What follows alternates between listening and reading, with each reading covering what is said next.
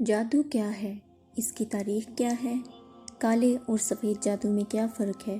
کاہن، شعبدہ باز اور ساحر کو ایک انسان کے بارے میں کیسے علم ہوتا ہے؟ جادو کس طرح سے انسان پر اثر کرتا ہے اور جادو سے کیسے بچا جا سکتا ہے؟ ان تمام سوالات کا جواب آپ کو اس ویڈیو میں دینے کی کوشش کروں گی، اور ایسی مزید دلچسپ معلومات کے لیے میرے چینل کو سبسکرائب کر لیں اور بیل آئیکن کو پریس کر لیں تاکہ آپ تک ہر نئی ویڈیو کا نوٹیفیکیشن پہنچ سکے۔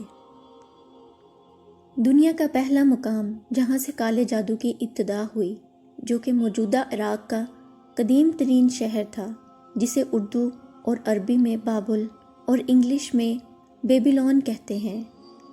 بابل کا ذکر بائبل اور قرآن دونوں میں ہے۔ یہ لوگ ستاروں کے علم کے بھی ماہر تھے۔ اس نسبت سے ستاروں کے علم میں اور قدیم بابل کے علم میں گہرا تعلق سمجھا جاتا ہے۔ وہاں کے لوگ 7 ستاروں کی پوجا کیا کرتے تھے۔ بابل کے لوگ اپنے خدا کی خوشنودی حاصل کرنے کے لیے 3 طریقوں کا استعمال کرتے تھے: خاص قسم کی خوشبو، گیروں کے جادو سے، اور غیر اللہ یعنی اپنے خداؤں کے نام پر قربانی کر کے۔ قصص الانبیاء میں لکھا ہے کہ حضرت سلیمان علیہ السلام کی غیر موجودگی میں جن نے لوگوں کو جادو سکھایا۔ جب سلیمان علیہ السلام کو اس بات کا علم ہوا تو آپ نے کتاب کو پاش پاش کر دیا۔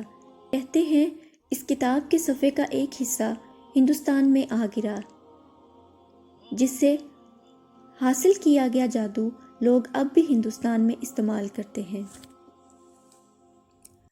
قرآن میں سورۃ البقرہ کی آیت 102 میں اللہ تعالیٰ فرماتے ہیں، لوگ ان چیزوں پر لگ گئے جو سلیمان علیہ السلام کے عہد میں شیاطین پڑھا کرتے تھے، اور سلیمان علیہ السلام نے مطلق کفر کی بات نہیں کی، بلکہ شیطان ہی کفر کرتے تھے کہ لوگوں کو جادو سکھاتے تھے، اور وہ یعنی بنی اسرائیل ان باتوں کے پیچھے بھی لگ گئے جو شہر بابل میں 2 فرشتوں ہاروت اور ماروت پر اتری تھی، اور وہ دونوں کسی کو کچھ نہیں سکھاتے تھے جب تک یہ نہ کہتے کہ ہم تو ذریعہ آزمائش ہیں، تم کفر میں نہ پڑو۔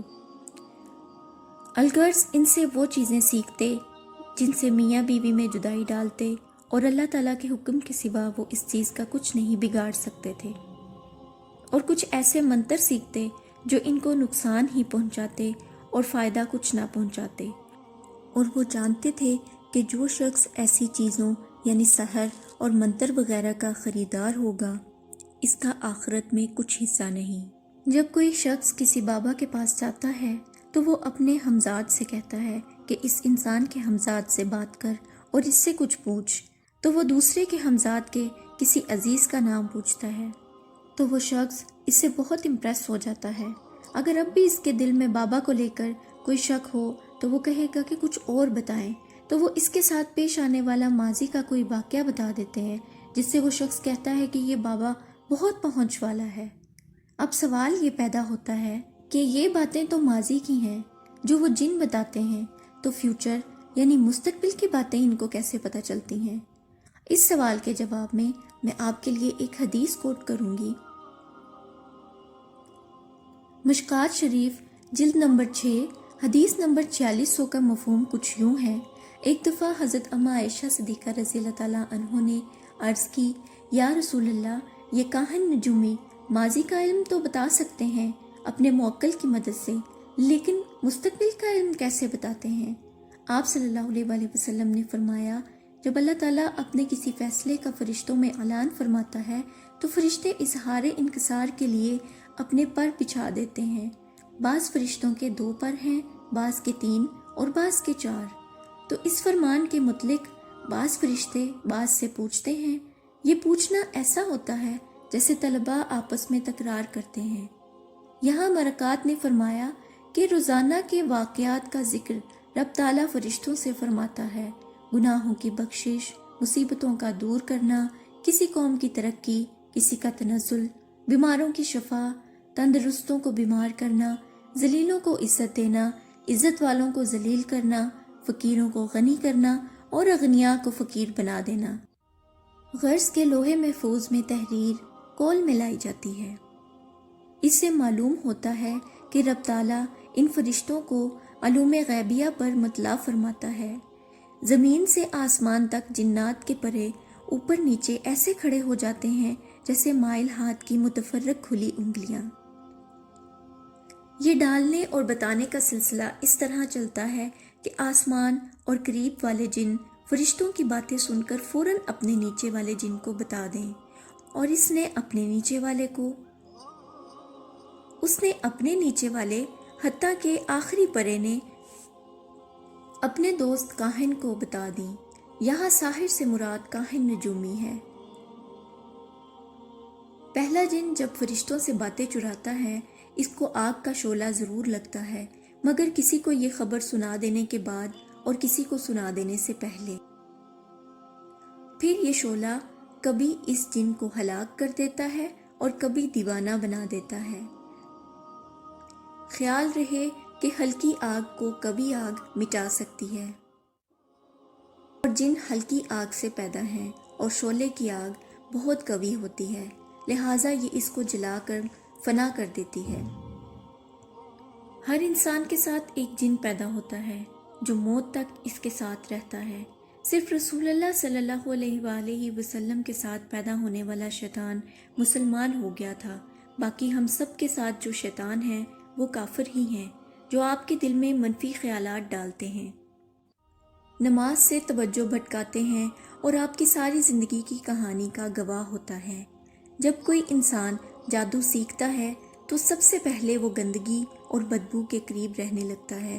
اسے گندے کام کرنے پڑتے ہیں تاکہ برے جنات اس کی طرف متوجہ ہوں۔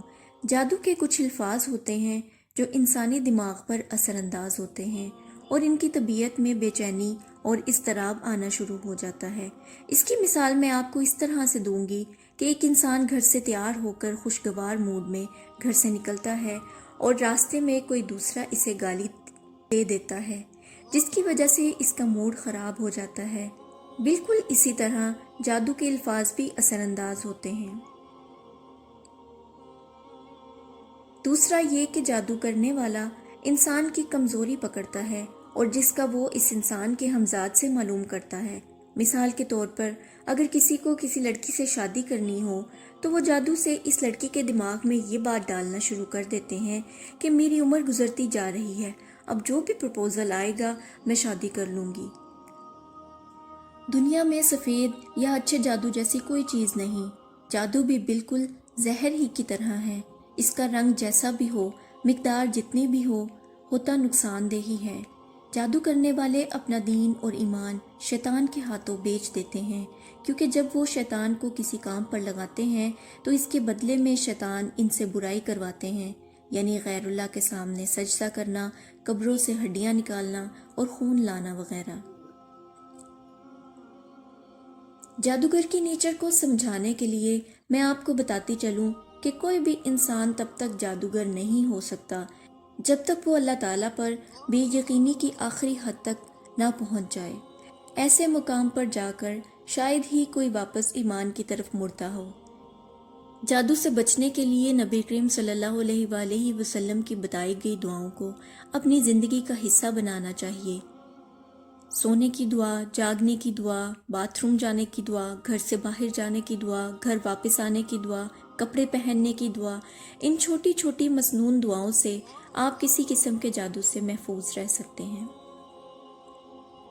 ویڈیو پسند آئے تو لائک ضرور کیجیے گا اور مجھے سپورٹ کرنے کے لیے میرے چینل کو سبسکرائب ضرور کر دیں۔